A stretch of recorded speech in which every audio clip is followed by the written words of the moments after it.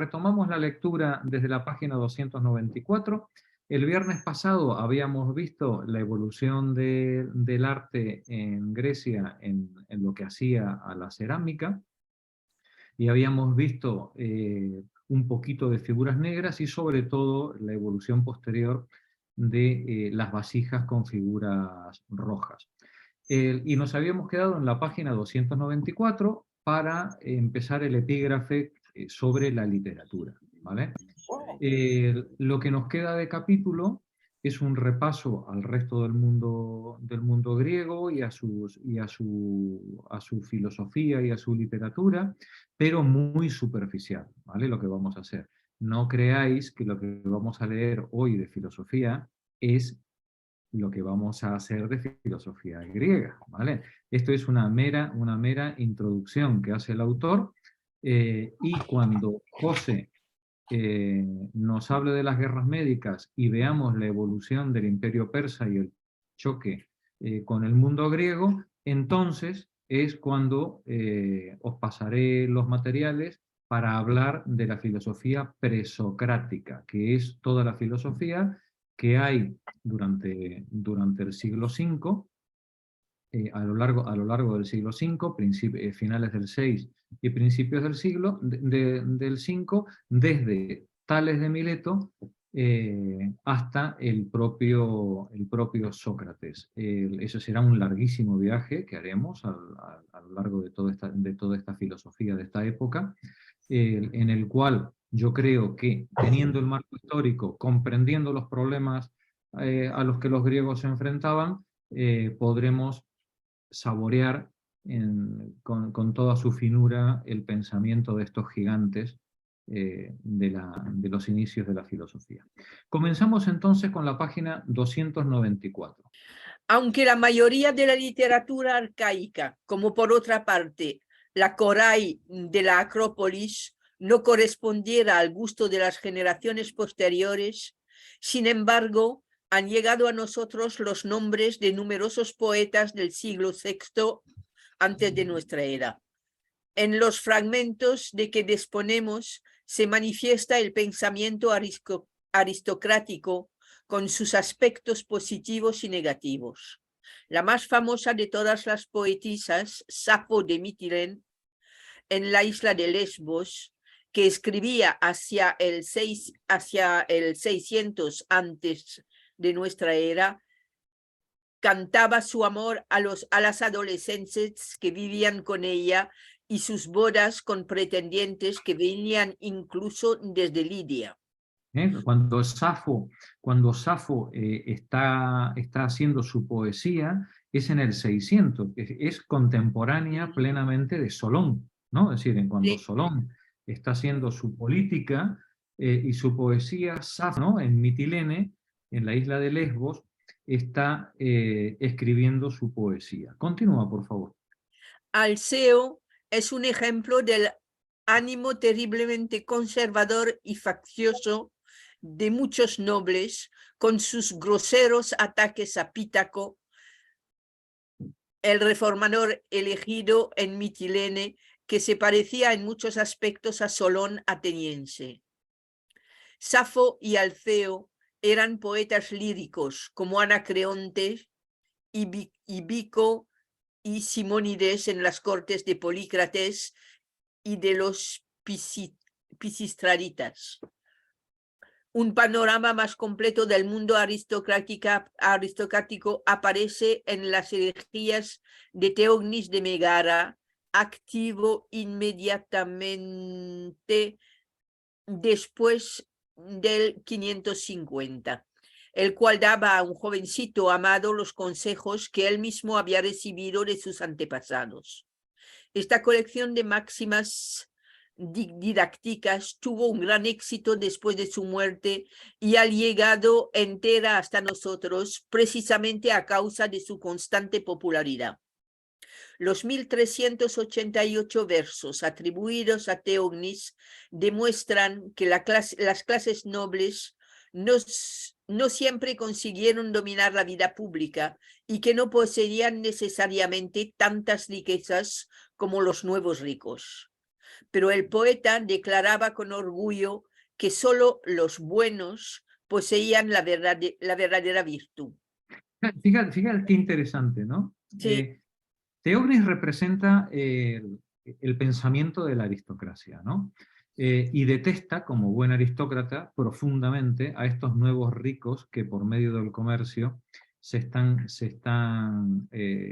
van ganando poder, digamos, dentro de las polis, ¿no? Y entonces dice, el poeta declaraba con orgullo que solo los buenos poseían la verdadera virtud. ¿No os suena a estos días pasados cuando Sí, uno de nuestros patriotas aquí en España le recrimina al presidente de gobierno de que las buenas gentes de este país no viven tranquilas por culpa suya? ¿No? Sí, al final los representantes del poder económico siempre se consideran a sí mismos los buenos, ¿no? Las buenas gentes, ¿no? Contra estos arribistas, estos usurpadores que están gobernando sin merecerlo y sin deberlo, ¿no? Este es el pensamiento, digamos, que vemos recurrente de siglo en siglo hasta nuestra era. Termina el párrafo, por favor. Teognis era amargo, desconfiado, incluso pesimista, pero fue un verdadero griego en su clara visión de la vida, en la fuerza de su pensamiento, en sus intereses humanos. Estas características también las poseía Solón, aunque éste las atemperaba con una fe más intensa en la justicia. Es decir, de Solón a Teognis, ambos pertenecen evidentemente a la clase dirigente, pero bueno, hay un abismo, ¿no?, entre ellos. Vamos a ver algunos textos de Teognis por hacernos una idea de cómo pensaba este señor. Juan, por favor, gracias, Marí. Si ves bien, lee por favor esta pequeña introducción a Teognis. Si soy yo, sí. Hemos conservado 2 libros de elegías atribuidos a Teogonias de Megara. En conjunto tenemos unos 1400 versos distribuidos en poemas de muy varia extensión, desde los formados por un simple dístico hasta poemas de unos 20 versos. Pero los problemas de autenticidad suscitados por esta colección de elegías son numerosos, porque se trata de un conglomerado de poesías de los siglos VI a V antes de nuestra era, formado por sucesivas adiciones sobre un núcleo de poemas original de este Teógonis, al que conocemos solo por lo que de sí mismo cuenta en sus versos. Su relación amorosa y pedagógica con Cyrno, su desconcierto entre la decadencia de la aristocracia tradicional y la extensión social de los plebeyos enriquecidos, su odio por este estado nuevo, por la falsía de los plebeyos, por la falsía de los más,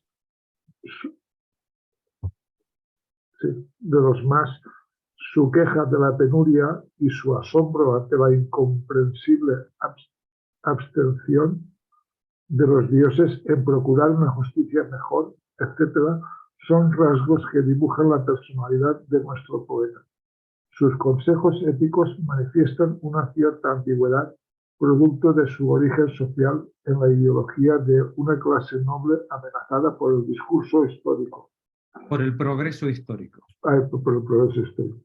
En los versos de Teogonis, los buenos, Agatboi, son siempre los nobles, y los malos, Kakoi, los plebeyos. Los buenos, las buenas gentes de este país, ¿no?, son siempre los nobles, ¿no? Y los malos, pues todo ese populacho que hay por debajo. Termina el párrafo, por favor. Pero junto a la exhortación al cultivo de las virtudes de siempre, no deja Teognis de aconsejar la reserva y la nobleza hacia esos villanos ascendentes, porque esos medios pueden conducir al éxito y este es necesario para la supervivencia de los aristócratas empobrecidos y asediados como el mismo Teógenes. Por lo demás, en estos versos se resume buena parte de la poesía tradicional simposiaca, una poesía sincera, sencilla, áspera y fácil. Gracias, Juan.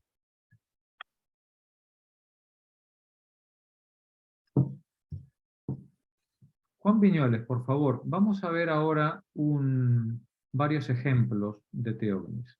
Por mi afecto hacia ti, voy, Cirno, a enseñarte lo que yo mismo de niño aprendí de los hombres de bien. Sé sensato y no intentes con actos innobles ni injustos conseguir distinciones ni méritos ni siquiera riqueza. Sabe que es así y no tengas tratos con gente mezquina, sino que quédate siempre del lado de los hombres de bien. Y bebe y come junto a ellos y siéntate junto a ellos. Y procura agradecerles a ellos que tienen enorme influencia. Procura agradarles a ellos que tienen enorme influencia. De los buenos aprenderás cosas buenas. Y si a los malos te mezclas, incluso el saber que tienes echarás a perder. Aprendiendo esto, júntate a gente de bien y dirás luego que a los amigos yo sé darles mis buenos consejos. Este es un discurso que sería muy aplicable hoy a cualquier aspirante a buena gente. A buena gente. Continúa. Aquí abajo, unos a otros. Cirno. Esta es aún nuestra ciudad, pero es otra su gente. Fijaos qué tremendo, ¿eh? Fijaos qué tremendo. Esa gentuza que está mandando, son unos usurpadores. Esta es nuestra ciudad, nuestra España, ¿no? Dirían ahora, esta es nuestra España, ¿no? No la de estos usurpadores, ¿no? Que vienen ahora aquí a la paguita y a calentar el sillón, ¿no? Cirno, esta es nuestra ciudad, pero es otra su gente. Continúa. Los que antes no sabían de leyes ni derechos, los que cubrían sus flancos con pieles de cabras, y fuera de esta ciudad, como gamos, pastaban, ahora son gente de bien. Polipaides.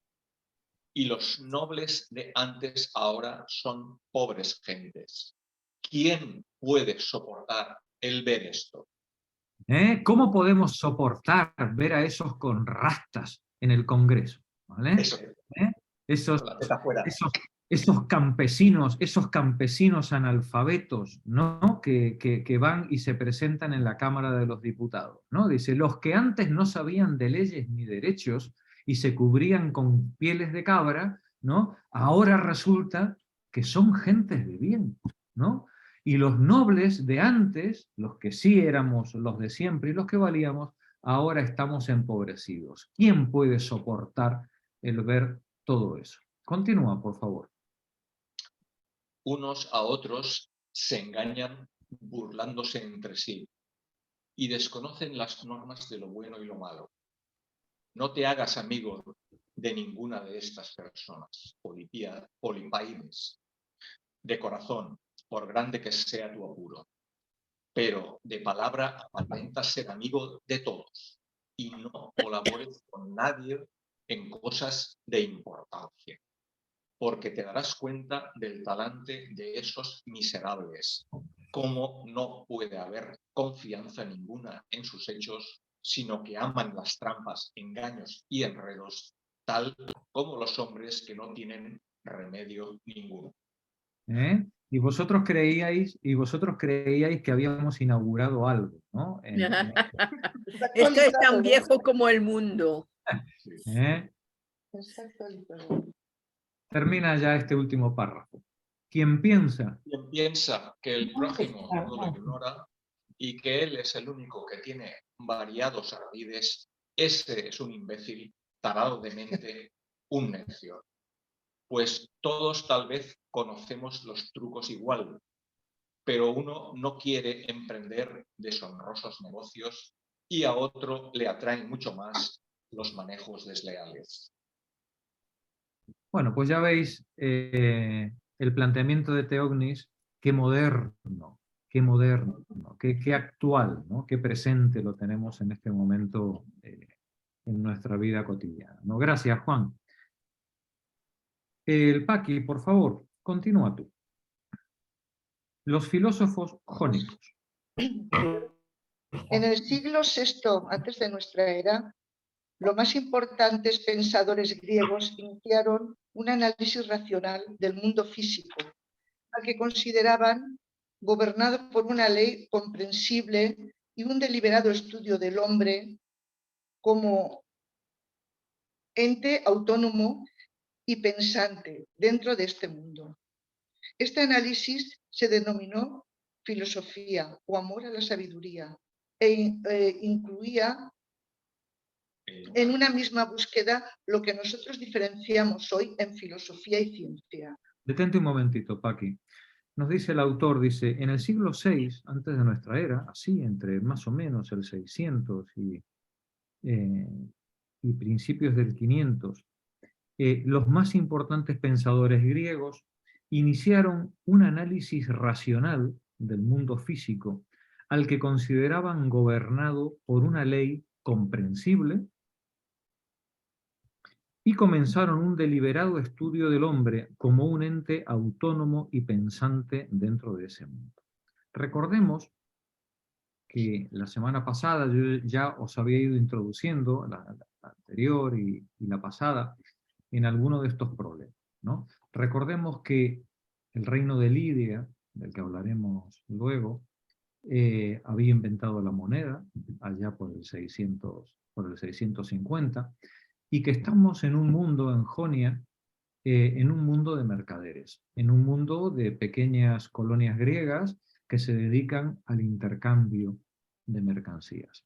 Y en ese intercambio de mercancías entre el Mar Negro, la península de Crimea, Egipto, Oriente Próximo, Grecia, la Grecia en sus penínsulas, o la Magna Grecia, todo este enorme trasiego de valores de uso de un sitio a otro, se van intercambiando de acuerdo a reglas en ausencia de un sistema monetario fijo y estable, bueno, pues de acuerdo a un sistema de equiparación de valores. Cuando un jonio va y coge madera o trigo de Asia Menor y la cambia por madera o papiro en Egipto, ¿qué es lo que nos decía Marx? Se enfrentan dos mercancías, y en ese enfrentarse dos mercancías, comprador y vendedor, que son intercambiables, porque el que quiere lo otro está comprando, pero ambos al mismo tiempo son compradores y vendedores, se relacionan entre sí por medio de una abstracción. Hacen abstracción de las características concretas, físicas de cada uno de sus productos, mediante una tercera propiedad invisible, pero que les vale a ambos participantes en el intercambio. Cuando yo intercambio, decíamos, 5 pescados por una cabra, o papiro por trigo, las características físicas del papiro y del trigo no tienen ninguna relevancia en el intercambio. Las características físicas solamente tienen interés para su consumo. Pero en la relación de intercambio, lo que aparece es su valor. Su valor. Y su valor no es algo que esté en las cosas. Por mucho, decía Marx, por mucho que pongamos al microscopio el trigo, el papiro, el hierro, Pues son necesidades. Ahí el valor no sale por ningún lado. Tienen valor de uso, por supuesto, pero el valor de cambio que tienen es una relación que se produce al enfrentarse las dos mercancías y las necesidades de las dos personas que están intercambiando. Pues bien, cuando a partir del 600 empieza a circular la moneda, esa relación de intercambio que se produce entre esos valores de uso se expresa en términos monetarios. Los participantes del intercambio no lo saben, pero están intercambiando valores. Ellos creen que están intercambiando trigo, madera, papiro, cabras, peces. Ellos creen que están intercambiando eso, pero lo que realmente están intercambiando y están oponiendo son los valores respectivos que hay detrás de cada uno de esos productos. Productos que lógicamente tienen que satisfacer unas necesidades, pero que si tienen valor es porque hay detrás de ellos un trabajo humano que los equipara.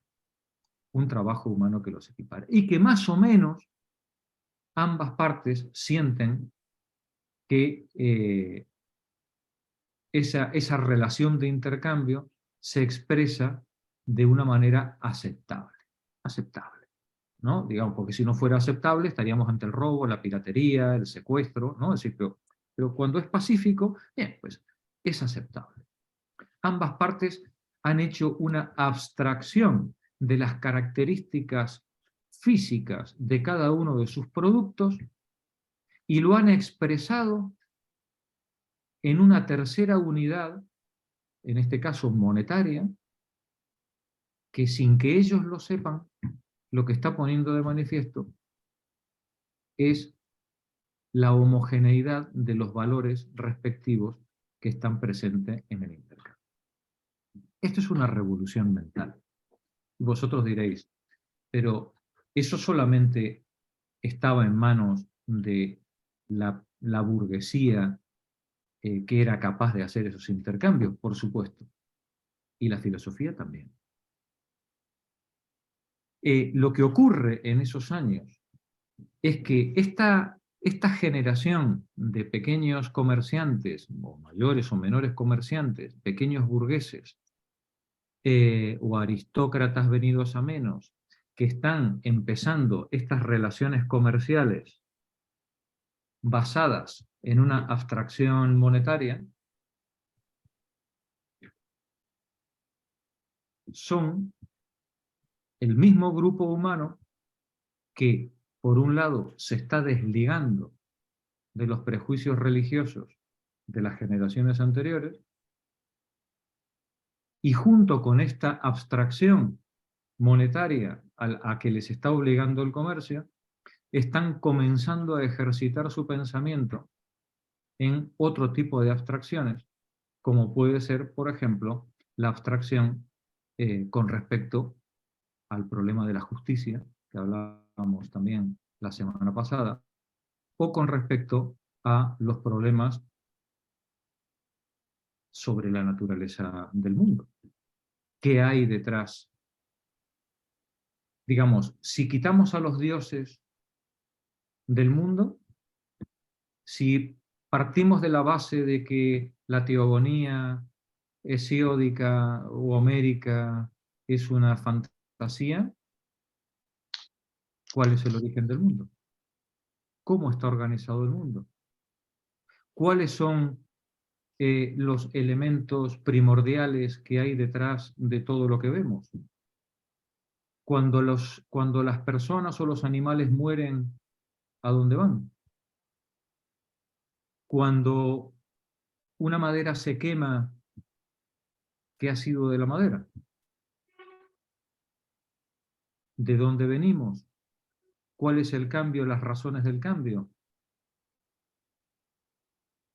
¿Por qué unos animales como los seres humanos nacen, se desarrollan, envejecen y mueren? ¿Hay detrás de todo eso una explicación racional? ¿Es posible encontrar detrás de todo este caos que nos rodea algún relato que dé cuenta de forma convincente de lo que está ocurriendo? Cuando vosotros decís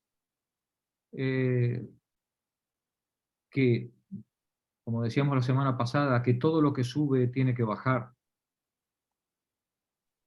o que todo lo que arrojamos por una ventana caerá, ¿decimos que es una ley? ¿Hay una razón para que eso ocurra?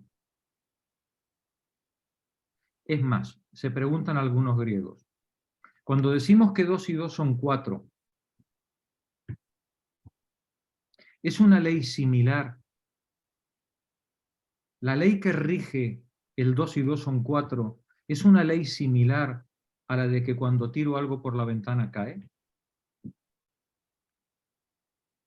¿Tiene alguna relación esa ley, o una de esas dos formas de expresar la ley, con que cuando la ciudad dice que es un crimen matar a una persona y que quien mata tiene que ser ajusticiado?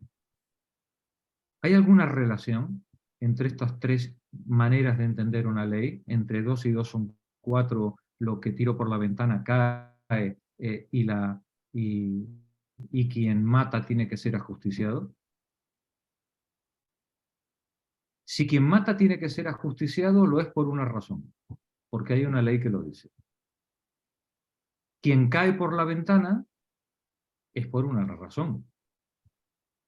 Nosotros hoy le llamamos ley de la gravedad. Y cuando decimos que 2 y 2 son 4 y no 5 ni 3, es por una razón. Detrás de estas tres afirmaciones, pareciera como que cuando decimos es una razón, hay una razón detrás de todo esto, pareciera que estamos hablando de lo mismo. Sin embargo, vosotras ya os habréis dado cuenta que estamos hablando de cosas diferentes. Estamos utilizando la palabra razón en tres sentidos con matices de forma muy importante diferente. No es lo mismo la necesidad lógica de que 4 es la suma de 2 y 2, que la necesidad empírica de que cuando yo tiro a mi vecino por la ventana se cae. Ni la necesidad jurídica de que cuando mi vecino mate al otro, pues le van a justiciar. Estamos hablando de necesidad. Pero a que no tiene el mismo regusto una cosa que en la otra. Porque la necesidad lógica de 2 y 2 son 4 está expresando una necesidad que solo puede ser de esa manera en cualquiera de los mundos posibles.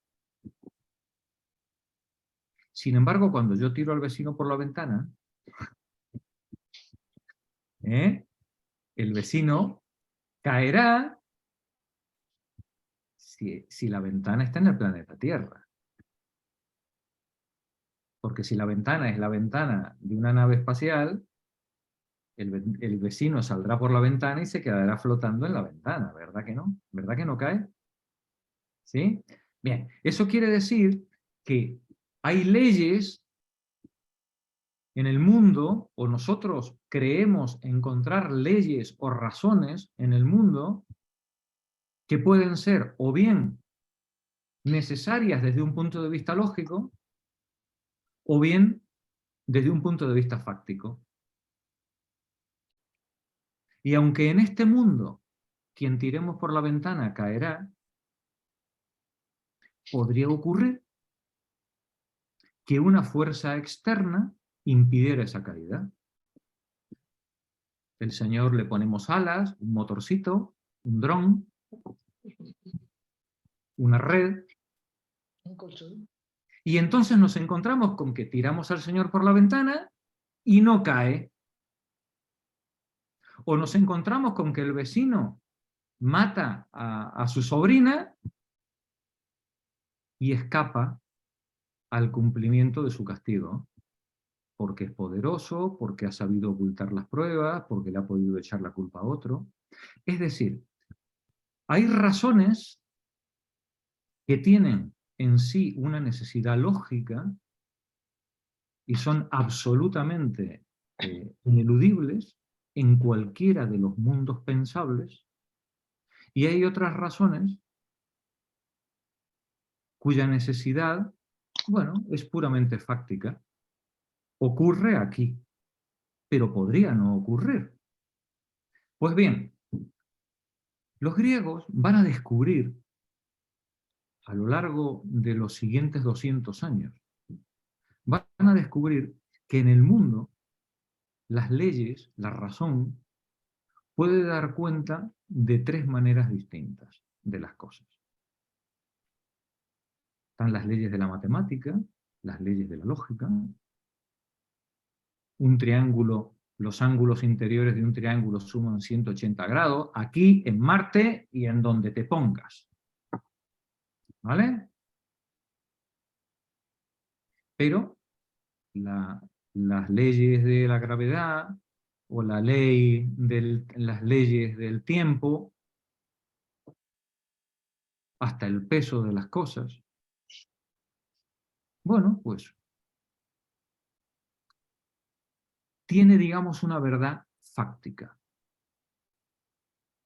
Ahí tenéis la parábola de Bertrand Russell, ¿no? Del pavo inductivista, la recordáis, ¿no? Es decir, el pavo que se levanta todas las mañanas en el corral, y el pavo es un pavo científico, por supuesto, es un filósofo empirista británico, como no podía ser de otra manera, sí, y él todas las mañanas toma nota, a las 8:45 el sol sale por el este, se eleva con una declinación de no sé cuántos grados hacia el mediodía, sería a las 7 de la tarde, ¿no? Pues tal. Y el tipo va tomando nota en su libreta de laboratorio, va tomando nota todos los días y va además observando cómo cambia la hora a la que el sol sale, a la que el sol se pone, cómo cambia la declinación a lo largo del año. Y cuando el tipo ya tiene unas 300 o 400 anotaciones, el tipo dice, bueno, yo ya puedo hacer la inducción científica apropiada. ¿Vale? Es decir, todos los días el sol sale con este margen de error y se pone con este margen de error, con este margen en la declinación sur al mediodía. En este mundo en el que vivimos, todos los días a las 9 de la mañana, salga el sol a la hora que salga, se me pone el desayuno. Pobre Pau, era el día de Navidad. Ahí se acabó la ciencia del pavo inductivista. Es decir, igual que el desayuno, el sol sale porque sale, pero podría no salir. Podríamos imaginar un mundo en el que el sol no saliera. Por ejemplo, un mundo en el que el planeta Tierra solamente hiciera una rotación al año y siempre de cara al sol. Como la luna. Por ejemplo, ¿no? Digo lo del año. Es claro, sí. Bueno, tendríamos por ejemplo, si nuestro planeta Tierra siempre estuviera enfocado, por supuesto, Nueva York sería, no sería pues, quien estuviera enfocado, ¿no? Si siempre es el centro del imperio el que está enfocado, ¿no? Si estuviera siempre enfocado al Sol, todo en el mundo sería igual, pero no habría días y noches. ¿Verdad que no? Es decir, el hecho de que la Tierra gire es algo fáctico, no lógico. ¿Sí? De donde los griegos, que lógicamente con otros ejemplos, no con esto, de donde los griegos descubren que hay una cierta, o debería haber una cierta diferencia, o empiezan a intuir que debería haber una cierta diferencia entre las leyes lógicas y matemáticas y las leyes de la naturaleza. Pero al principio no lo ven así. Los primeros filósofos griegos van a creer que el universo está gobernado por leyes de razón tan sólidas, tan necesarias y tan inexcusables como las leyes de la matemática.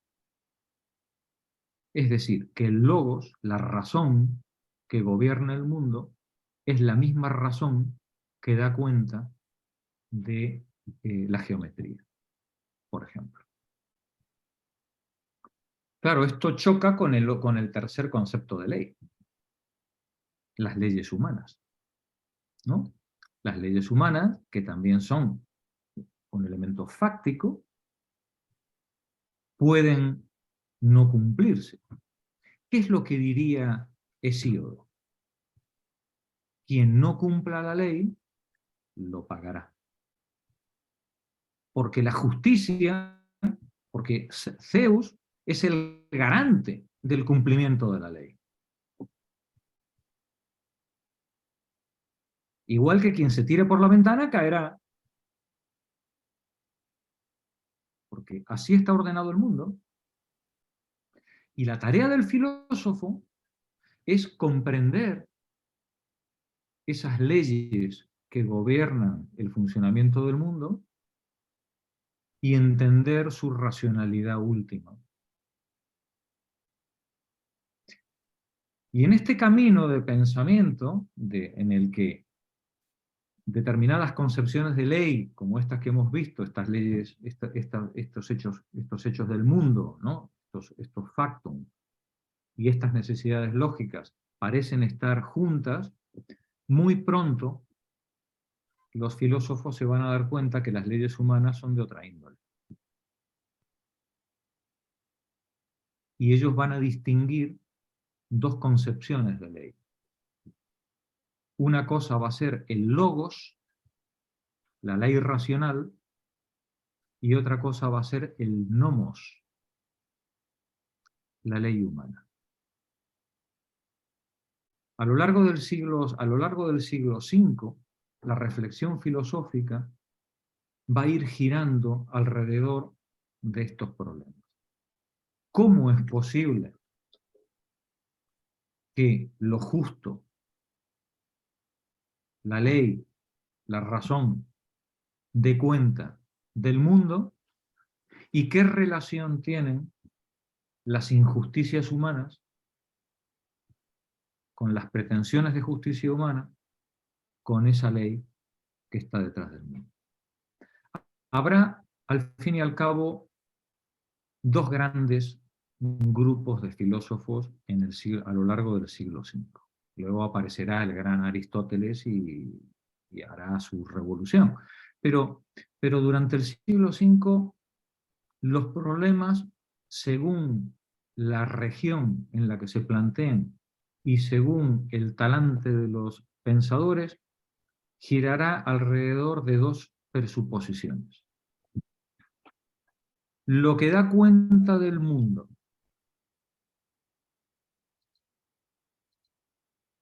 es una razón, es algo lógico. Aquí tendremos a la escuela pitagórica en adelante, ¿no? Lógica y matemática, inclusive Parménides. Es un elemento, lo que está detrás de todo lo que existe es algo racional.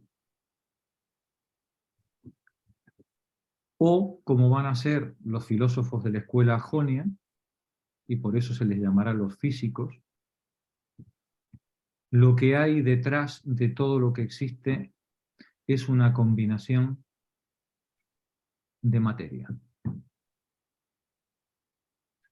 Ahora veremos, cuando empecemos a entrar en la filosofía en este pequeño introducción que vamos a hacer a lo largo del día de hoy, que la escuela jonia, tales de Mileto, luego y sus dos discípulos, ¿no? Anaximandro y Anaxímenes, van a plantear el problema desde el punto de vista de lo material. ¿Cuáles son? Su preocupación va a ser cuál es el sustento, el sustrato, la sustancia que fundamenta el mundo. El problema que se va a plantear en la otra escuela, que podemos llamar de forma genérica pitagórica, va a ser cuál es la manera en la que las cosas del mundo se relacionan. Forma Se relacionan. frente a sustancia. Los jonios se preguntarán por la sustancia, por la esencia. Cuando ellos hablen del principio del mundo, el arjé, estarán hablando de la cosa que está debajo de todo, como fundamento de todo lo que existe, y los otros filósofos se plantearán si todo lo que existe no es más que una ilusión y lo único real que hay detrás de todo lo que existe es la estructura, la forma, que para los pitagóricos será el número, su relación matemática, la relación formal que hay entre las cosas. Todo este camino, digamos, es el que estos gigantes comienzan a lo largo de todo el siglo V hasta llegar a Platón, ¿no? Primero a Sócrates y luego a Platón. Y este es el camino en el que nos vamos a entretener en la filosofía presocrática durante una buena temporada, porque entendiendo la filosofía presocrática nos daremos cuenta que la mayor parte de los problemas que se han planteado después son reflexiones, profundizaciones, análisis de los planteamientos de estos filósofos presocráticos. Son tan importantes que alguien como Heidegger consideró que había que deconstruir la totalidad de la historia de la filosofía para empezar otra vez a pensar en Parménides, en Heráclito, otra vez para ver dónde nos equivocamos. ¿En qué lugar empezamos a pensar de forma errónea para haber llegado al callejón sin salida en el que hemos llegado en el siglo XX? Y pensaba Heidegger, eso se tiene que haber producido antes de Platón, porque ya Platón ya lo estaba haciendo mal. hay que ir hasta atrás, ¿no? Sí, son tan importantes estos antecedentes de la filosofía que cuando Aristóteles hace su filosofía, él siempre empieza haciendo una recopilación del pensamiento de sus antecesores. Estos filósofos de antes de Sócrates cimentaron, pusieron las bases de toda la filosofía y la ciencia contemporánea. Por eso tendremos que dedicarle un buen tiempito a sacarles punta, ¿no? A esto. Pues bien, vamos a continuar la lectura del texto. Paqui, vuelve otra vez. Los filósofos jónicos. En el siglo VI, antes de nuestra era, los más importantes pensadores griegos iniciaron un análisis racional del mundo físico, al que consideraban gobernado por una ley comprensible y un deliberado estudio del hombre como ente autónomo y pensante dentro de este mundo. Este análisis se denominó filosofía o amor a la sabiduría e incluía en una misma búsqueda lo que nosotros diferenciamos hoy en filosofía y ciencia. Fijaos qué interesante el uso del término que cuando esta gente es tan inteligente que no se atreven a llamarse o que les llamen sabios. Sabios hubo 7 en Grecia. ¿Vale? Los demás son filósofos. Gente que quiere aprender. Son tan inteligentes que son conscientes del abismo que les separa de la verdad. Continúa, Paqui. En sustancia, los conceptos de los filósofos, y más aún de su actitud analítica lógica, no eran sino un perfeccionamiento de las características fundamentales de la cultura griega, tal como se habían manifestado desde la época de la cerámica protogeométrica en adelante, Pero ahora, el siglo VI, Pero hasta. Siglos es. pero Pero hasta el hasta. siglo VI antes de nuestra era, los griegos no fueron lo bastante autoconscientes, confiados y atrevidos para concentrarse de forma directa y abierta sobre los problemas de la filosofía. No es accidental la circunstancia de que los primeros filósofos vivieran en Jonia y no en Grecia, porque los límites convencionales impuestos por la tradición tenían menos peso fuera de la patria. Quizá los pensadores jónicos tuvieron contactos más estrechos con el vasto patrimonio de conocimientos que se habían acumulado en el Próximo Oriente, pero este fue ciertamente un hecho secundario. La filosofía griega fue la teorización de un pensamiento específicamente helénico y se manifestó en ese momento y en este lugar casi como consecuencia necesaria de las características que se habían desarrollado libremente y lógicamente durante la época arcaica. Gracias, Paqui. Rosa, continúa tú. El primer filósofo. El primer filósofo fue Tales de Mileto, que vivió a comienzos del siglo VI antes de nuestra era. Al parecer, se limitaba a exponer oralmente sus ideas, sin ponerlas por escrito, de modo que la gran parte de lo que se contaba posteriormente de él es una pura leyenda. El único punto seguro es que creía que la tierra flotaba en el agua y que el agua era el elemento primordial a partir del cual se había formado todo lo demás. Esta concepción quizá es originaria de Egipto y ya había aparecido en la teogonía atribuida a Hesíodo. Pero el aspecto más importante del pensamiento de Tales estriba en que interpretaba el desarrollo del mundo como consecuencia de causas naturales, racionales. Ya lo veremos con todo detalle el pensamiento de Tales, ¿vale? Efectivamente, él, reflexionando sobre el elemento primordial, sobre lo que subyace a todo lo que existe, él llega a la conclusión de que, así como nosotros decimos, el 80% del cuerpo humano es agua, ¿no? Bueno, pues que al fin y al cabo todo lo que tiene vida tiene agua, ¿vale? Y que por tanto el agua debe ser un elemento fundamental en todos los sentidos, desde el punto de vista fundamental de que es la materia prima de lo que todo al final está hecho, ¿no? Pero al mismo tiempo que es el elemento en el que la vida, o del que la vida surge, o en el que la vida se manifiesta. De hecho, ya veremos más adelante, cuando entremos a fondo en Tales, en la filosofía jonia, que para ellos el mundo es divino. No en el sentido de dioses. Nosotros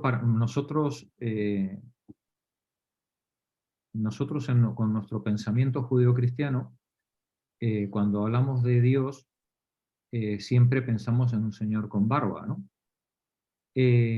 Para un griego, para alguien como Tales de Mileto, Dios no es sujeto sino predicado. No es sobre lo que yo hablo, sino lo que yo predico. El mundo es divino porque en el mundo se manifiesta la vida se manifiestan el movimiento, las cosas, y en la medida en la que es divino, tiene vida. Todo lo que me rodea tiene vida. Es un pensamiento que hoy podríamos decir animista, ¿no? Todo lo que rodea, todo lo que compone el mundo es un gran conjunto de vida. Luego veremos los distintos matices. Bien, pues el elemento central, fundamental de eso para Tales va a ser el agua. Y como más de una ya os habréis dado cuenta, muy desencaminado no iba.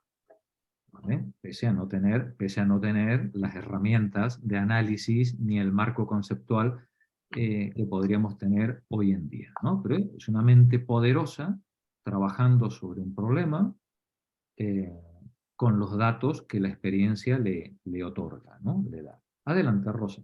Vamos a ver el siguiente. Es también significativo el hecho de que con Tales se inició un análisis crítico, lógico de los problemas planteados. Después de él, Anaximandro de Mileto, activo hacia el 550 antes de nuestra era, escribió en prosa y presentó una visión más compleja de los orígenes del mundo.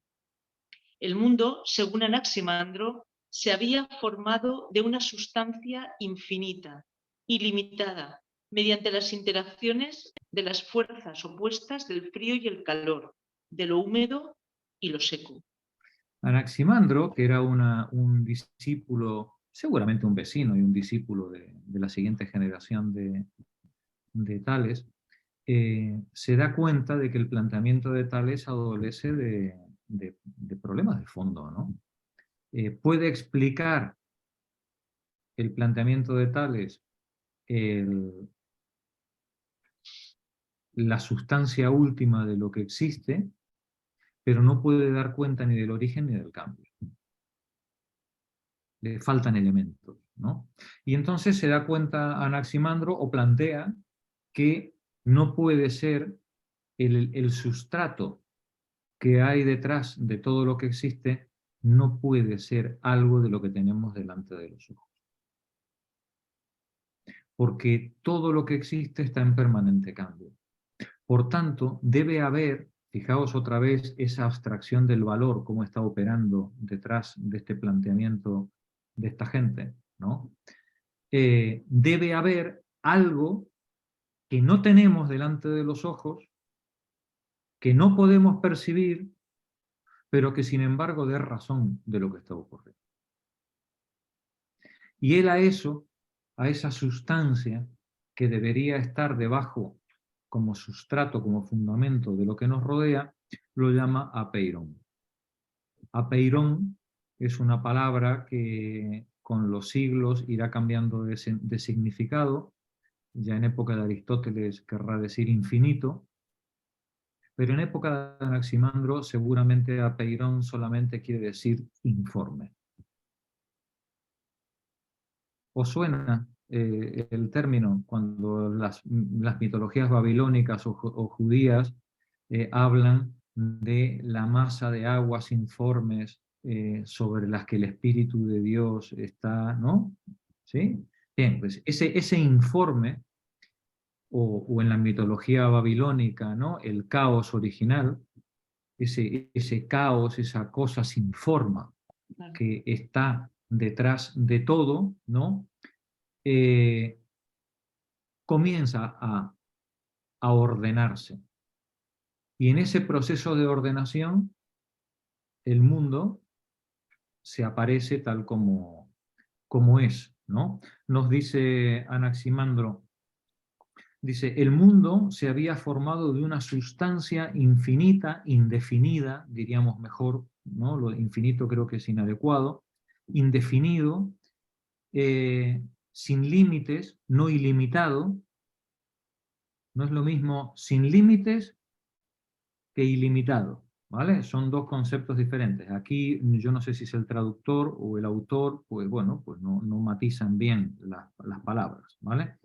Una sustancia indefinida, sin límites, mediante la interacción de fuerzas opuestas, por ejemplo, del frío, del calor, de lo húmedo, de lo seco. Fijaos lo que hace Anaximandro, que es sustituir las fuerzas de la teogonía, sustituir esas fuerzas que la religión griega asignaba de forma antropomórfica a dioses, por una interpretación naturalista física, ¿no? Lo que le va dando forma a ese apeirón, pues es nada más que como dirían luego algunos otros filósofos más floridos, una lucha entre opuestos, ¿no? Una lucha entre enemigos. Claro, vosotros diréis, pero Jorge, ¿qué diferencia hay entre hablar de enemigos, ¿no? O como veremos otro filósofo más adelante cuando diga que lo que hace juntarse a los elementos en la naturaleza es el amor, ¿no? ¿Qué diferencia hay entre decir eso y decir que es Afrodita? No, la diferencia es muy grande. Porque lo que están haciendo los griegos es hacer ciencia sin tener el vocabulario para poder hacerla. Ellos tienen que empezar a pensar en problemas nuevos sin tener la herramienta lingüística que le permita expresar esos problemas. Entonces, para poder decir fuerza de atracción, dicen eros. Para decir repulsión, dicen odio. Claro, pero ellos no están pensando en el odio en el sentido de que te voy a meter el dedo en el ojo. Están pensando en el odio en el sentido simplemente de la repulsión física entre las cosas. Están pensando cosas nuevas con un lenguaje viejo, con el lenguaje que tienen. Y uno de los grandes trabajos que tendrá la filosofía durante este siglo y el siguiente será ir construyendo y afinando un vocabulario que permita expresar con mayor precisión y con mayor concreción, digamos, estos problemas que en época de Tales o de Anaximandro de Anaxímenes, claro, pues son muy difíciles de plantear, porque ni siquiera tenemos las palabras para decirlos. Y como sabe cualquier psicólogo que haya pasado por el diván, si no lo puedes nombrar, si el problema que tú quieres plantear no lo puedes nombrar, no tienes la palabra que lo defina, ni siquiera lo puedes pensar. Esta es la gran proeza que está haciendo esta gente. Intuyen una abstracción y un tipo de problema para lo que todavía no tienen manera todavía de empezar a expresarlo con palabras nuevas que les separen de la mitología anterior. Por eso vamos a ver, a lo largo de todo este siglo, no que el seminario dure un siglo, quiero decir, a lo largo del siglo que vamos a estudiar, vamos a ver que cómo las palabras van cogiendo nuevos significados, afinándose, y permitiendo ya a los sucesivos pensadores ir planteando los problemas cada vez con mayor rigor y con mayor precisión. Continúa, Rosa, por favor. Vamos a ver el siguiente. Su sucesor, Anaxímenes, perfeccionó la teoría de las fuerzas motrices de Anaximandro e introdujo en ellos los conceptos de condensación y de enrarecimiento de una sustancia primordial a la que llamó aire. Claro, es decir, lo que va a hacer Anaxímenes es decir, no, mira, es mucho más simple que todo esto. Fijaos que este impulso por ir buscando lo sencillo, la explicación simple, la explicación fundamental, ¿no? Va a decir Anaxímenes, lo que origina o lo que fundamenta todo tiene que ser algo que dé cuenta de lo denso y de lo etéreo. Y eso solamente puede darse a partir de lo etéreo.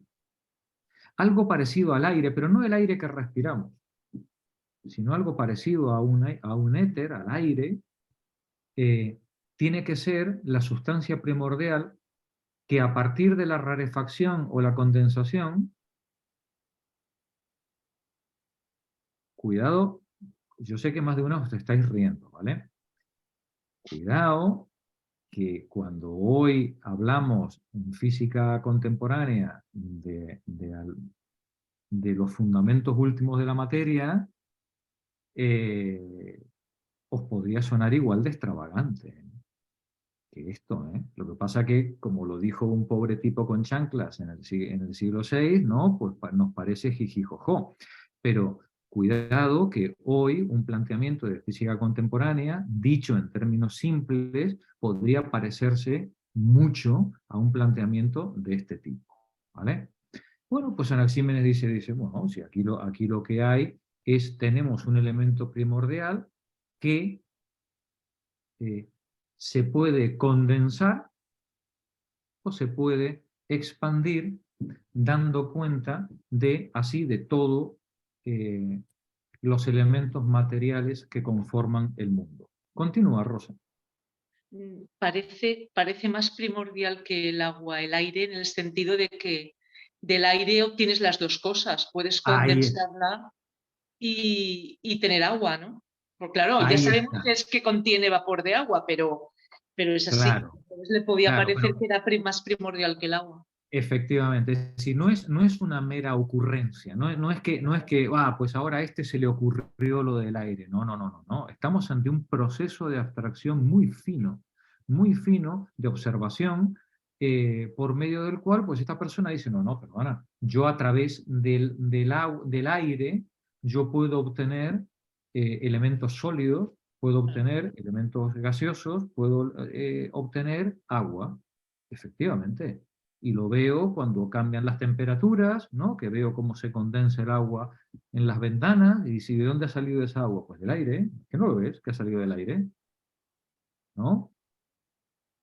Todo eso con túnica y chanclas. Continúa, Rosa. Es que de verdad me gustaría ver a cualquiera de nuestros bachilleres, con calculadora y todo, hacer ni el 5% de las indagaciones de estos tipos, ¿no?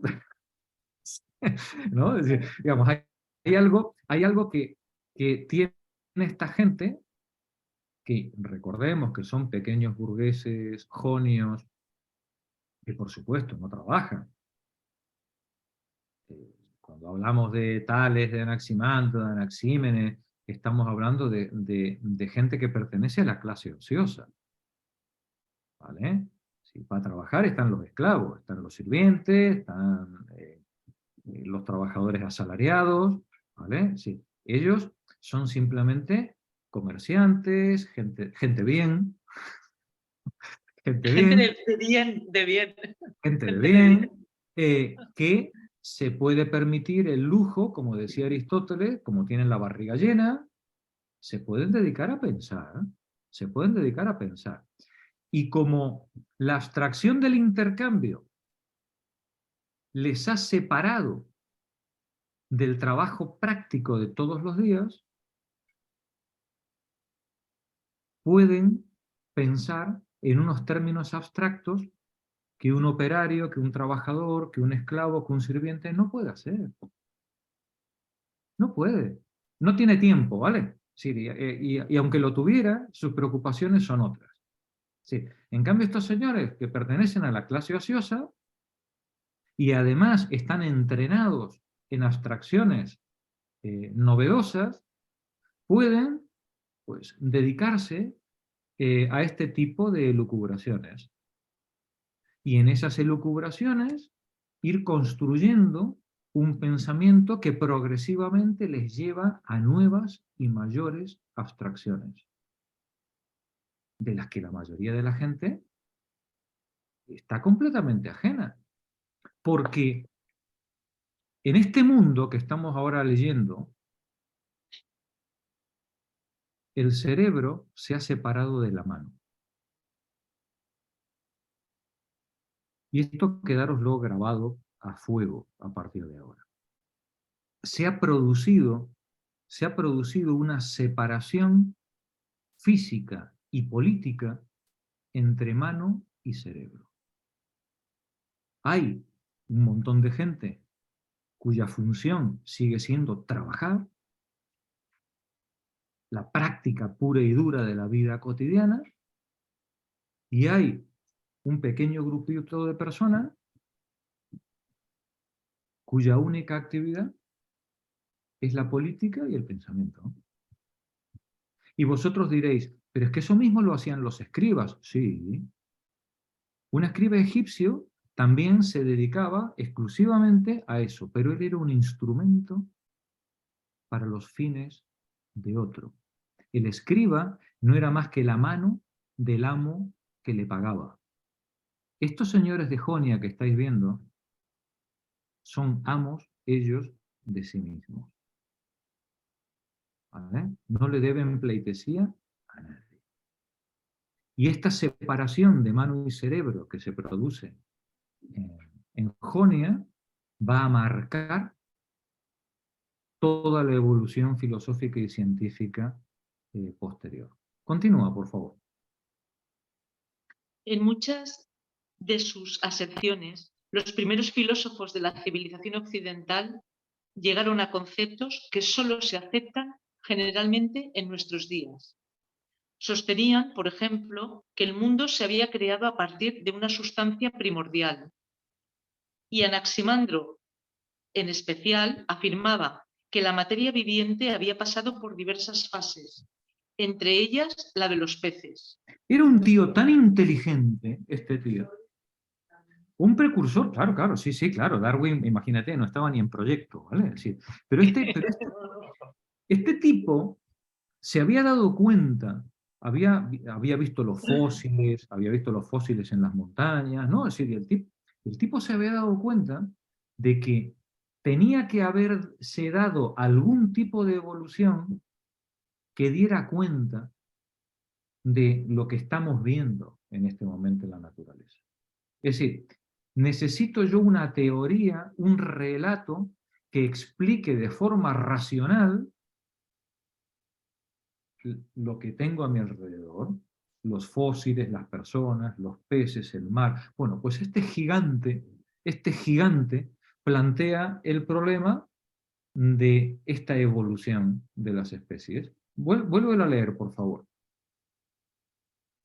Sostenían, por ejemplo, que el mundo se había creado a partir de una sustancia primordial, y Anaximandro, en especial, afirmaba que la materia viviente había pasado por diversas fases, entre ellas la de los peces. Y los hombres veníamos de los peces, ¿eh? Claro. Es brutal, ¿vale? Es decir, está años luz de cualquier pensamiento de su época, ¿vale? Un planteamiento de este tipo. Lógicamente, cuando Anaximandro dijera esto en el Ágora, pues seguramente pues todos los cuñados del Ágora se reirían de él, ¿no? Pues evidentemente, ¿no? Pues está claro, ¿no? Es decir, y la gente se burlaba de Tales de Mileto, y se burlaban de Sócrates y tal, pues claro, porque esta gente, claro, jugaban en otra división. Sí, y como jugaban en otra división, pues ya sabéis lo que pasa en el cuento ese de Stefan Zweig, del señor que va al país de los ciegos, ¿no? Que lo terminan matando, ¿no? Porque nadie le cree, el único que tiene vista es él, y todos los ciegos creen que él está mintiendo, ¿no? Claro, pues ya está, ¿no? Pues el pobre Anaximandro, pues seguramente pues todos se pitorrearían, ¿no? De él, ¿no? Continúa, por favor. En otros aspectos, en cambio, sus ideas parecen un ingenuo reflejo de las supersticiones primitivas y estaban expresadas en un lenguaje tan imaginativo que no siempre se pueden entender con facilidad. Porque es el lenguaje que él tiene. Si es muy difícil, con un lenguaje como el de Hesíodo o como el de Homero, a ver cómo explicas tú la evolución, ¿no? Si te faltan herramientas, ¿no? Para poder explicarlo. Adelante. Estos hombres no eran experimentadores científicos, sino que procedían más bien aplicando su lógica y su intuición a la evidencia real y a las hipótesis disponibles. Sin embargo, los filósofos jónicos, que vivieron en un mundo en rápida transformación, en el que las convenciones arraigadas y tradiciones religiosas eran singularmente débiles, fueron justamente ensalzados por las generaciones posteriores, por haber sido los iniciadores de un análisis naturalista, racional, del mundo físico, que colocaba al hombre en el centro de este. Gracias, Rosa. Sara, vamos a ver ahora Pitágoras y Xenófanes. Ya veis que, por favor, de verdad, no penséis que esto es lo que vamos a hablar de filosofía, ¿vale? Muchísimo menos, ¿vale? Esto es apenas una pinceladita para abrir boca, nada más, ¿vale? Adelante, Sara. Pitágoras y Xenófanes. Una vez iniciada, la investigación filosófica se desplazó en un primer momento al polo opuesto del mundo griego. Este traslado se debió en especial a dos filósofos, Pitágoras y Xenófanes, que emigraron desde Jonia a las colonias occidentales. Pitágoras de Samos se trasladó a Crotona hacia el 530 a.C. aproximadamente y amplió el campo de la filosofía más que ningún otro pensador de la historia. Parte de su especulación pertenece más propiamente al terreno de la ciencia. Es famoso por haber demostrado que la suma de los cuadrados construidos sobre los lados de un triángulo rectángulo es igual al cuadrado construido sobre la hipotenusa. Yo voy a tener que volver otra vez al instituto. No os preocupéis.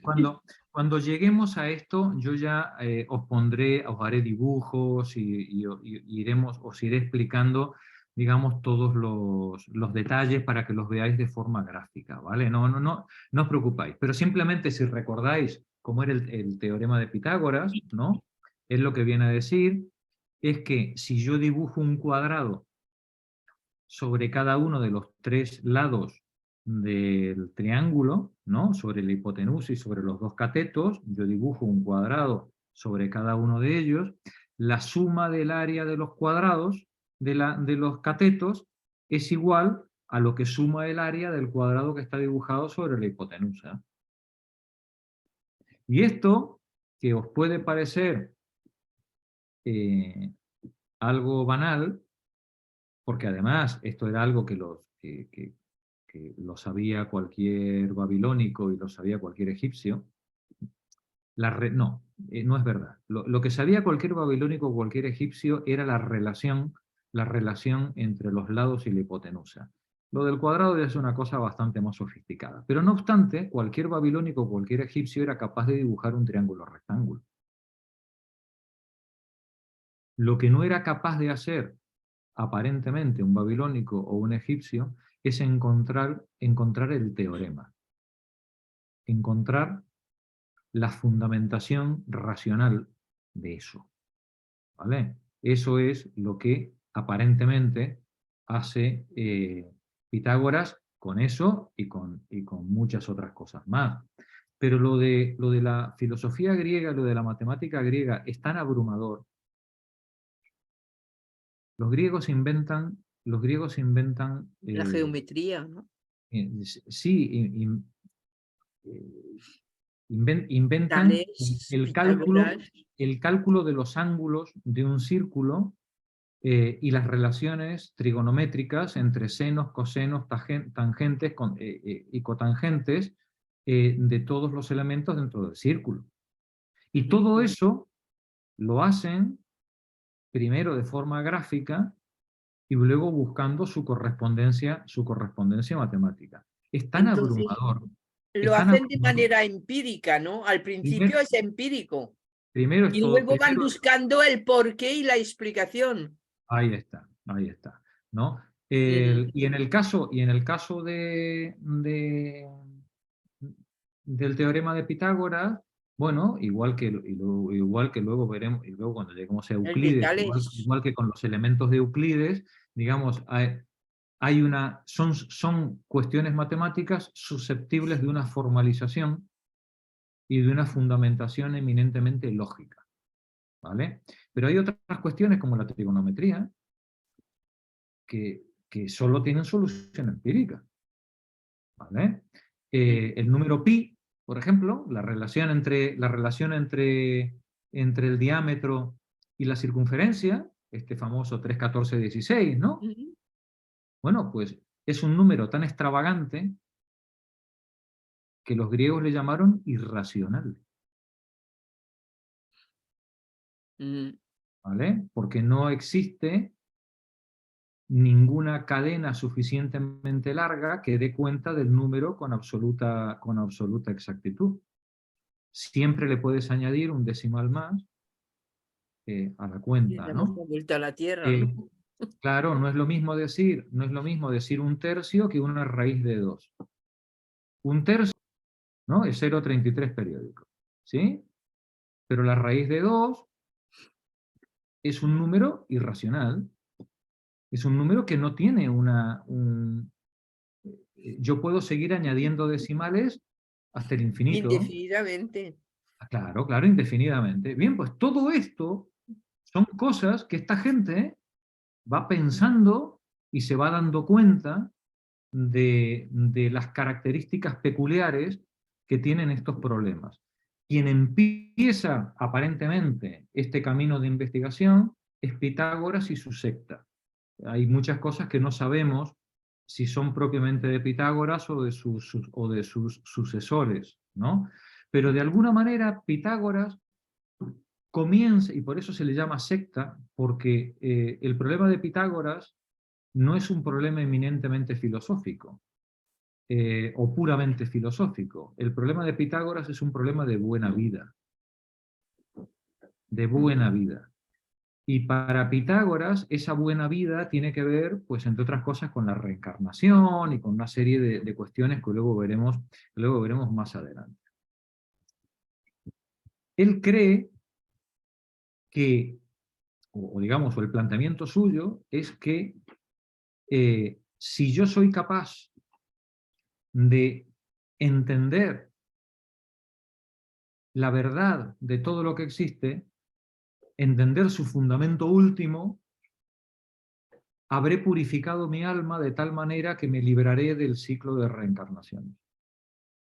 Y mi razón se quedará integrada en la razón universal. Pues bien, eso que da cuenta de todo lo que existe, va a decir Pitágoras, es el número, las matemáticas. Por eso ellos empiezan todo este trabajo estudiando música. Diréis, ¿qué tiene que ver la música con todo esto? Porque él descubre que la relación entre las notas musicales es una relación matemática. Y a partir de esa relación matemática, él va construyendo, digamos, todo su elucubración con respecto al mundo, suponiendo que lo que define el mundo es esa estructura geométrica y matemática, y que lo demás es un epifenómeno, ¿no? de esa estructura. ¿Vale? Es tan importante el planteamiento de Pitágoras en la filosofía mundial, que un gigante como Platón hizo grabar en la puerta de su academia un cartel diciendo: prohibida la entrada a todo el que no sepa geometría. ¿Vale? Sí, aquí, digamos, aquí vamos a hablar de cosas que hay que venir ya aprendidos, ¿vale? ¿Sí? Para hablar aquí con Platón, ¿no? O dentro de la escuela. El que no sepa matemática y geometría aquí no tiene nada que hacer, ¿vale? Ese es el inicio, ¿vale? Del planteamiento. Muy bien, continuamos. Jorge, yo tengo una duda pequeña. Antes, ¿me escuchas? He puesto en Wikipedia Anaximandro y me dice que nació en el tercer año de la 42 Olimpiada. Mi pregunta es, ¿se usaban las Olimpiadas como referente histórico de la fecha? Claro, todavía Jesús no había nacido. Ya, no. Sí, no, Faltaba 5 siglos. y los romanos se referenciaban con Rómulo con la fundación de Roma. Vale, y entonces cada uno con su... Vale, lo he entendido lógico, ¿no? Pero... Claro, cada uno, y yo no sé, los egipcios tendrían su calendario, claro, cada uno tenía el suyo, claro. Igual Bueno, que ahora los japoneses siguen funcionando de otra manera. y los Ellos chinos, funcionan por eras de emperador. claro. Está claro. Los griegos lo hacen desde las Olimpiadas, sí, muy bien. Adelante. A ver, empiezo desde... Sí, este principio era conocido y comprendido hacía mucho en el Próximo Oriente, pero Pitágoras le dio una demostración racional. Desde entonces, la geometría griega hizo rápidos progresos como ciencia abstracta. Pitágoras realizó también un descubrimiento fundamental en el terreno de la música, que la tonalidad de una cuerda depende de su longitud. La tonalidad de la cuerda, la nota musical que da la cuerda, depende de la longitud de la cuerda, ¿no? Y hay una relación aritmética entre los tonos y la longitud de la cuerda. Sí, la matemática con la música tienen mucho que ver. Claro, es tan importante, ahora comprenderéis la separación mano-cerebro. ¿Os dais cuenta que para que los planteamientos pitagóricos pertenecen a un mundo radicalmente diferente al de un agrimensor egipcio o al de un carpintero ateniense? El agrimensor egipcio y el carpintero ateniense utilizan matemáticas, o utilizan relaciones aritméticas o geométricas, pero no están pensando en el problema abstracto, están pensando en algo práctico. Lo que está haciendo Pitágoras es filosofía y ciencia, está haciendo matemáticas abstractas, ¿no? Continúa, Sara. Una cuestión, Jorge, ¿tú no crees que muchas de las cuestiones que se nos plantean ahora acerca de cómo enfocar los problemas a pesar de que se basan en nos tenemos que basar en estas cuestiones, en que la materia sea abstracta, se trata de que la gente sepamos menos cada vez de esto abstracto para centrarnos en los problemas concretos, no tener una visión de conjunto? A ver. Quiere decir, es necesario que efectivamente sepamos como materias abstractas es muy fácil esto determinarlo en las matemáticas. Necesario para todos saber matemáticas, para podernos regir en el día a día. Pero llega un punto que son efectivamente muy complejas, ya no tenemos acceso, pero sí es necesario, no tenemos acceso todo el mundo que no nos dedicamos a la matemática. Pero ya solamente se especializan aquellos que van a estudiar esto, ¿no? Pero todo lo que conforma el manto sobre el que nos asentamos cada vez es más reducido, porque cada vez se enseña menos. Esto en matemáticas, pues la gente sí que necesita saber y si no pareces muy tonto, pero en materias como evidentemente la filosofía o la historia no se plantea así. Cada vez es más reducido el conocimiento que tenemos y sin embargo los problemas se entiende que tienes que saber más para poder solucionar unos problemas que son muchas veces muy parecidos a los que ya había. Me gusta mucho lo que estás planteando, Sara, porque me permite, yo te hago como Felipe, ¿no? Digo, te agradezco la pregunta.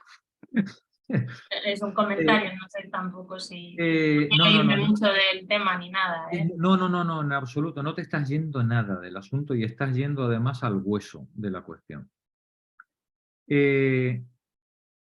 A ver cómo lo digo bien. Esta separación mano y cerebro que se produce a partir del siglo VI, o que se termina, digamos, de ejecutar a partir del siglo VI, no es una mera separación intelectual. Es una separación de clase social.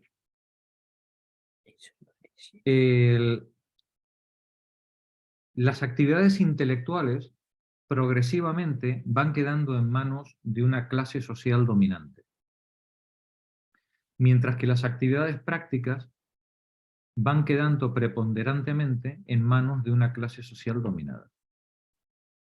Esta separación de mano y cerebro que se produce aquí, con estas abstracciones filosóficas y matemáticas, van a separar la sociedad durante los siguientes 2500 años de una manera tajante.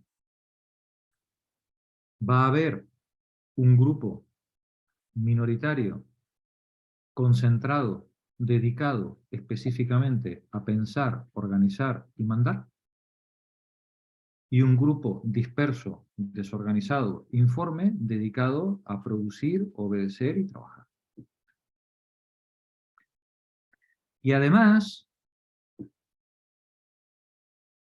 no puedes deshacer ese camino. Lo tremendo de todo esto es que cuando alguien de la clase obrera intenta elevarse sobre su condición para acceder a estas abstracciones, necesariamente tiene que dejar su práctica cotidiana y concentrarse exclusivamente en una actividad intelectual. ¿Quieres decir que el principio de la lucha de clase es entonces? No sé, no me ¿El atrevería origen? yo no me atrevería a decir que es el principio, pero sí diría que marca un antes y un después en la lucha de clases. Hasta ese momento, el señor de Loicos, lo veíamos en Ulises, él también sabía llevar el arado y sabía llevar el... Que no quería hacerlo era otra cuestión, pero él también sabía hacerlo. Yo no me imagino a un físico de los nuestros llevando el arado, ¿eh? No me lo imagino, ¿eh? Sí. Nosotros, nuestra cultura, a partir de Grecia, ha hecho una separación tajante entre la actividad intelectual y la actividad manual, y ha relegado la manual a las clases subordinadas, y aunque las actividades intelectuales ya no formen parte de la clase dirigente, sí, como los escribas, los que nos dedicamos a la actividad intelectual somos meros asalariados a las órdenes de la clase dirigente. Y ese camino es muy difícil de deshacer.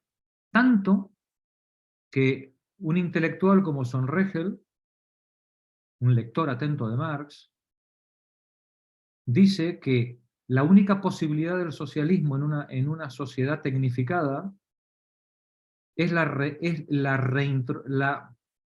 vuelta a la unidad de la mano y el cerebro. Hasta que la clase trabajadora no consigamos que se haga otra vez con los medios de producción intelectuales, no podremos aspirar a un socialismo emancipador. Cualquier socialismo que hagamos sin esa vuelta de la mano al cerebro, cualquier camino socialista que hagamos sin esa vuelta de la mano al cerebro será una tecnocracia, jamás un socialismo emancipador. Fijaos si es grave el problema planteado, que muy bien ha hecho Sara en plantear, ¿vale? Sí. Fijaos si es grave esta fisura que se produce en el mundo intelectual con respecto a la praxis, ¿no? Que desde Marx en adelante, ya lo veremos cuando estudiemos epistemología marxiana, desde Marx en adelante somos conscientes, por lo menos los que estamos pensando en esto, ¿no? Somos conscientes de que no es posible la emancipación del ser humano sin una reincorporación, sin una reintegración de la mano y cerebro. De la práctica del trabajo con la reflexión intelectual y política con respecto al mundo y a la práctica humana. No es posible. Cualquier socialismo que se intente no será más que una dictadura tecnocrática. Claro, por eso cada vez hay más separación. En la que una minoría de burócratas altamente cualificados le van a decir al resto del populacho pues cómo tienen que ser felices. Sí. Cómo tienen que vivir, cómo tienen que hacer, porque ellos son los que saben, los que tienen el conocimiento. No como los otros. Qué terrible, ¿no? Claro, entonces, ¿Es posible, digamos, es posible la libertad en una sociedad compleja como la nuestra? Sí, solo Condición. si somos capaces de volver a integrar la mano y el cerebro. Fijaos qué tremendo, ¿eh? Habíamos empezado con los presocráticos, había yo planteado el problema del inicio de la filosofía, y resulta que estamos hablando del final, ¿no? Di José. Sí, yo quería, este es un debate muy interesante, quería recordar que durante la Revolución Cubana, bueno, por ser cronológicos, en la Unión Soviética el trabajo manual, el trabajo práctico estaba altísimamente valorado y había un esfuerzo siempre en las fábricas y en el campo de cualificar a la mano de obra más básica en el campo a los campesinos para dotarles de elementos tecnológicos, tractores, etcétera, etcétera, para que controlaran mejor su campo de trabajo. Y en la formación educativa se promocionaba mucho, bueno, fundamentalmente, que los estudiantes pasaran periodos vacacionales en ámbitos de trabajo, que es la vieja idea de combinar lo que los chinos, que también lo hicieron, combinar el trabajo manual y el trabajo intelectual, de alguna manera. La Revolución Cubana, recordaréis a Fidel y al Che Guevara Mandando estudiantes. saliendo del ministerio y yéndose a cortar caña. Y en el caso de los chinos pasó una cosa parecida. Esto abre un tema, un melón, que es que si esto se hizo así, con un esfuerzo ímprobo por parte de soviéticos, cubanos y chinos, por ejemplo, si esto se hizo así, queda abierta el debate o la reflexión o el análisis de qué pasó después, porque digamos, inicialmente ellos estaban en esa sintonía de buscar el vínculo del trabajo manual y el intelectual. Bueno, pues dejo ahí el melón. Muy bien, muy bien. Y luego, la segunda cosa es que hay un viejo debate en la renovación pedagógica, que en el caso de España arranca desde prácticamente, no de la República, pero poco antes de la República, principios del siglo XX, y que tomó la República también, y era que la relación entre trabajo práctico y trabajo teórico pues fueran siempre unidos. Eso quedó totalmente descartado con el franquismo, ¿no? Eso es evidente. Hoy en día la renovación pedagógica, bueno, hoy en día no, hace muchos años, que hemos venido diciendo que precisamente una de las carencias enormes con todas las reformas educativas que se han llevado a cabo en España, incluidas las de la época del Partido Socialista y la LOCSE. Yo estuve en primera línea cuando se intentó poner en marcha la LOCSE porque tenía una literatura que parecía que se acercaba a esos planteamientos de la escuela moderna y de la República. Una de las carencias sistemáticas es que cada vez más se ha mantenido esa separación. Sí. Las asignaturas teóricas, entre comillas, que pueden ser perfectamente prácticas, las asignaturas teóricas duras, las ciencias empíricas, la matemática, la física, la química, etcétera, y luego las supuestamente humanidades, que era un poco para rellenar el horario, ¿no? La separación de las dos cuestiones. Y esa separación hoy en día se sigue produciendo. Y luego en la metodología, en las escuelas, en los institutos, y probablemente también en la universidad, en la metodología sigue primando, a medida que va subiendo el alumno o la alumna, escalones en el sistema escolar, sigue primando el trabajo, digamos, intelectual, conceptual, y desprecia absolutamente el trabajo práctico. Con lo cual, pues ahí tenemos uno de los orígenes, digamos, de la situación en la que nos encontramos hoy en día. Se decía en la sesión anterior, gente altamente especializada, pero que tiene una carencia absoluta de una visión global y interrelacionada de saberes, ¿no? Claro. Claro. Una formación, una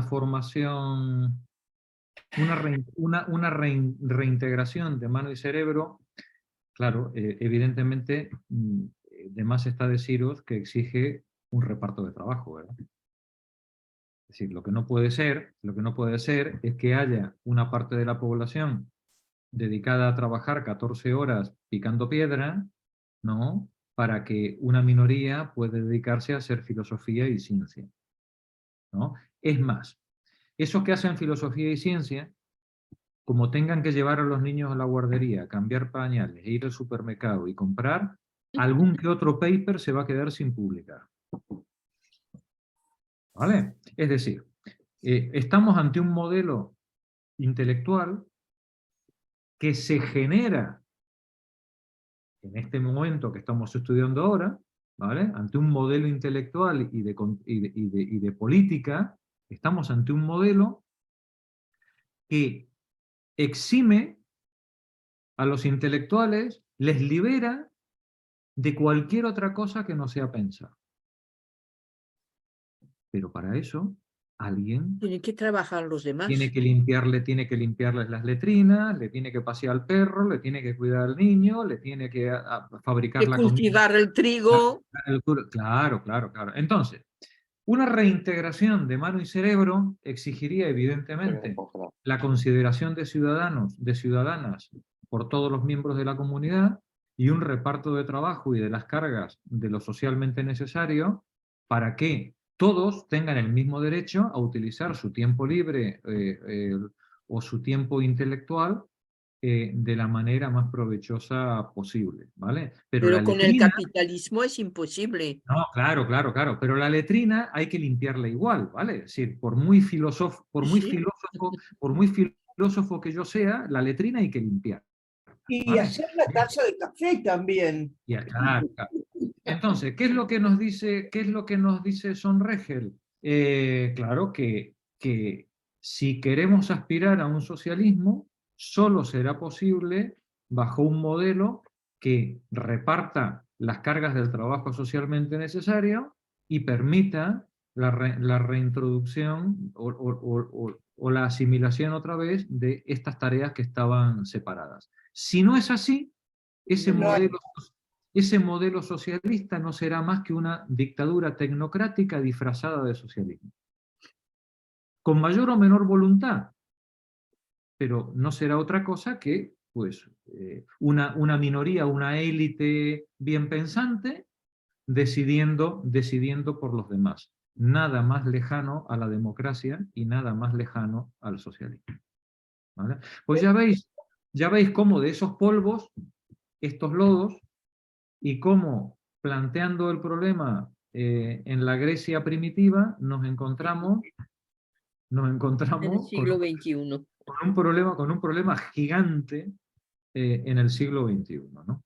Gracias, Sara, por la aportación. Adelante, por favor. Jorge, una cosa. Dime, Marta. En Nicaragua se intentó eso. Los jóvenes, los estudiantes tenían que ir a cosechar café, la alfabetización, etc. El Che y Fidel lo intentaron. ¿Y qué les pasó? Vieron que no era posible hacer las dos cosas. Y yo diría que Gandhi dice algo que me encanta: lo que uno no hace, otro tiene que hacerlo por nosotros, desde la limpieza. Y lo último que quiero decir, yo estoy horrorizada en España de lo que veo. Las madres hacen estudiar a sus hijos, y los hijos ni siquiera lavan la taza de café. La madre tiene que ir a buscar la taza de café. El hijo estudia y no te lava un plato, no te barre una pieza. Y los padres están felices que los hijos estudien y que no hagan nada. Yo estoy horrorizada de lo que veo. Los padres son esclavos de sus hijos acá. la separación mano-cerebro no garantiza que el cerebro sirva para algo. Claro. Sí, eso no tienes más que pasearte por cualquier universidad para ver el nivel, ¿sabes? Sí, ya está, ¿qué le vamos a hacer? Sí, sí, eso es así, es una tragedia. Pero bueno, Espera, creo que es algo un más asunto... quiero decir. Macri dijo que las universidades populares había que cerrarlas porque no era necesario que los pobres estudiaran. Así es. Esto Aquí. es increíble, ¿no? Bueno, pues yo creo que aunque no tengamos la solución, creo que el problema creo que ha quedado bien planteado y es un asunto sobre el que habrá que reflexionar, porque todas las que estamos aquí aspiramos, ¿no?, a un mundo igualitario. Bueno, pues ya acabamos, digamos, de catar un problema central en la construcción de ese mundo igualitario, la separación mano-cerebro, ¿vale? Y eso, pues, alguna solución habrá que darle. La pregunta, digamos, es, ¿sabemos cuál es el final? ¿Sabemos a dónde queremos llegar? Lo que no es tan sencillo es trazar el camino para llegar hasta allí. Y hacerlo. ¿Vale? Es decir, ahora, porque antes tú has puesto el ejemplo de Nicaragua, José ha puesto el ejemplo de Cuba o de la Unión Soviética, es decir, bueno, pues evidentemente pues, no se supo, no se pudo hacer el camino correctamente. Bien, pues tendremos que seguir imaginando, porque si aspiramos a ese fin, no podemos menospreciar los medios que nos lleven hasta él. Medios, no podemos dejar de pensar en los medios racionales y eficaces que nos permitan llegar desde donde estamos hasta donde queremos ir.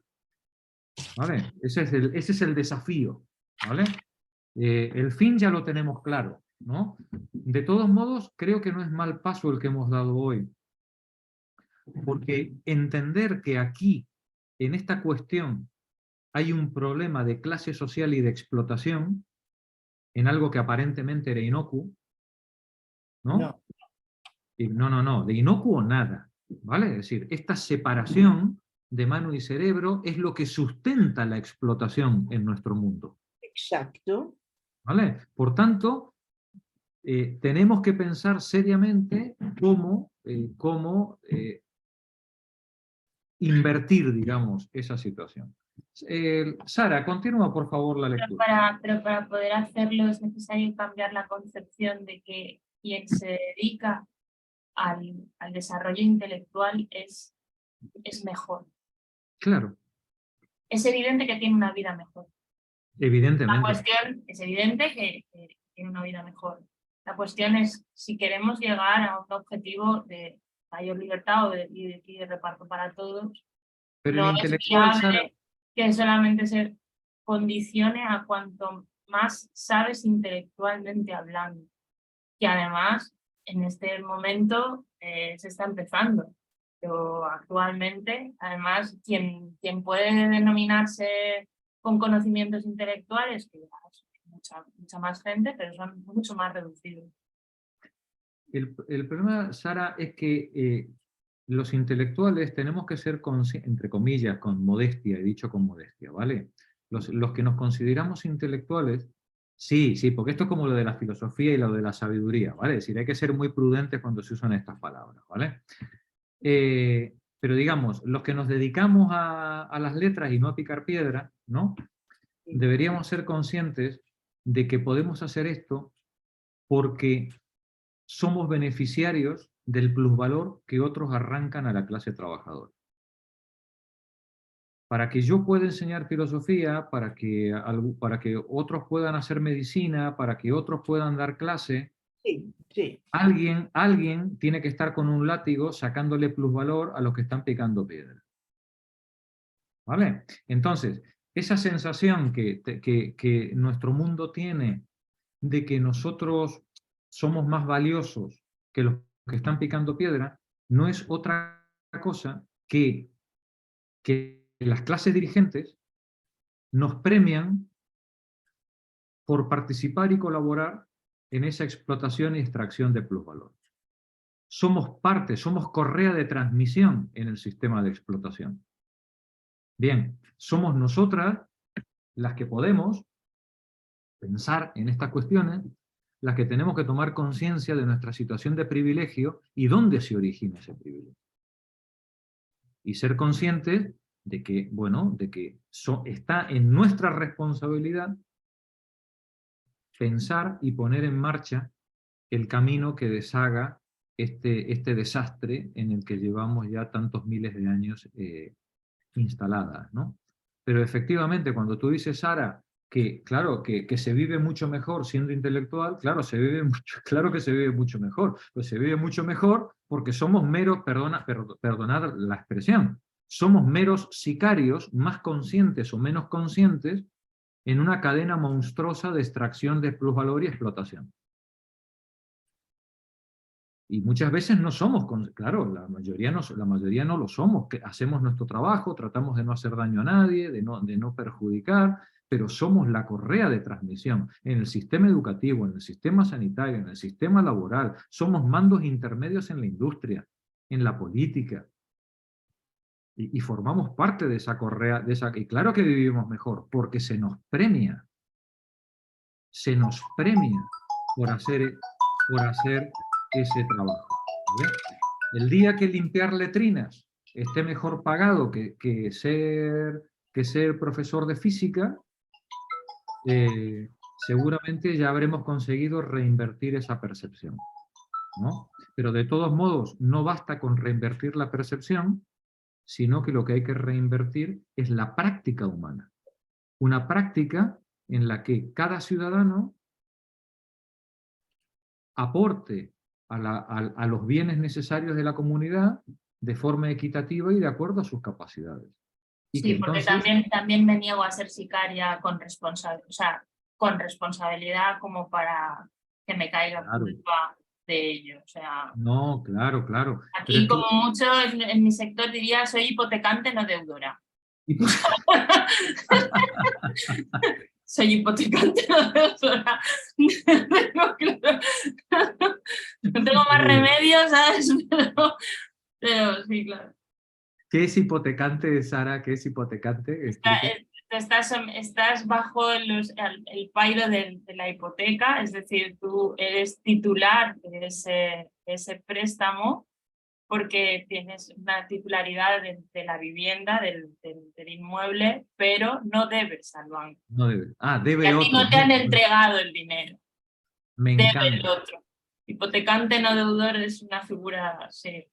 Me encanta. Me parece que puede ser aplicada. Sí, somos sicarios, yo evidentemente me siento sicaria, pero no me puedo aplicar una culpa directa o individual porque no podría salir de aquí tampoco. No creo que eso aporte nada para el objetivo. Claro que no. He utilizado la palabra simplemente por ser contundente, ¿no? en el tema. Participamos del plusvalor que otros extraen, ¿vale? Ese es el tema. Termina el párrafo y lo dejamos ahí, Sara. Vale, pero estos descubrimientos tuvieron mucha menor importancia que su grandiosa concepción filosófico-religiosa del mundo, que predicaba a un grupo de devotos discípulos cuya finalidad era mejorar su alma. Los de más bajo nivel cultural se limitaban a evitar ingerir determinados alimentos como las habas y cometer acciones inconvenientes. Los más cultos contemplaban el orden divino, armonioso del mundo a través del estudio de la geometría y la música. Así conseguían evitar la transmigración del alma, concepto que había llegado de la India a través de Persia. En la concepción pitagórica, el alma y el cuerpo eran dos entidades distintas. El misticismo pitagórico tuvo gran influencia sobre muchos pensadores griegos de épocas más tardías. Mira, si os parece bien que Alfonso lea el siguiente párrafo de Genófanes de Colofón y así acabamos el epígrafe, ¿vale? Adelante, Alfonso. Genófanes de Colofón, trasladado a Sicilia y quizá a Elea en el 545 a.C. de nuestra era, fue un feroz crítico del pensamiento aristocrático, del lujo de su patria y de la importancia que los griegos atribuían al atletismo. Era profundamente escéptico sobre las posibilidades humanas de alcanzar la verdad, escepticismo que aplica en particular a la religión de su tiempo. Homero y Hesíodo, afirmaba, han atribuido a los dioses cosas que son vergonzosas y reprobables, robos, adulterios, recíprocos engaños. Y con una crítica aún más destructiva, observaba que si los bueyes, los caballos, los leones tuvieran manos, representarían a los dioses en forma de bueyes, caballos y leones. Genial, ¿no? Lo de Genófanes, otro gigante, ¿no? de su época. Cómo el tipo se da cuenta de cuán humanos son los dioses que tenemos, ¿no? Y dice, si al final los bueyes tuvieran dioses y pudieran modelarlos, los harían también con forma de bueyes. Adelante, por favor. Genófanes tuvo también concepciones altamente positivas y morales sobre la naturaleza de la fuerza divina, incognoscible, que mueve el mundo. El pensamiento de estas dos personalidades pone en claro los fuertes componentes religiosos de la civilización griega. La mayoría de los hombres del 500 antes de nuestra era vivían, evidentemente, según las costumbres heredadas de sus antepasados, y aunque a un nivel intelectual más elevado, la filosofía griega mezcló filones de pensamiento científico, religioso y de otro tipo en una medida que es difícil comprender. A comienzos del siglo V, antes de nuestra era, no obstante, la geometría, la astronomía y la medicina se convirtieron en disciplinas independientes, racionales, y los filósofos se vieron inducidos a consagrarse, al margen de la experiencia empírica de la vida, a sus problemas metafísicos. También la lógica formal hizo grandes progresos por medio del análisis cada vez más riguroso que ahora utilizaba la matemática, de los procedimientos inductivos y de los experimentos.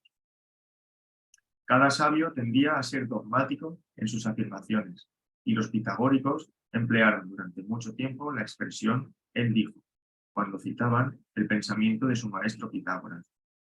Sin embargo, en el amplio mundo por el que se distribuían los centros culturales griegos y gracias a la plena libertad de pensamiento, las ideas de todos estaban expuestas a la severa crítica de cada uno.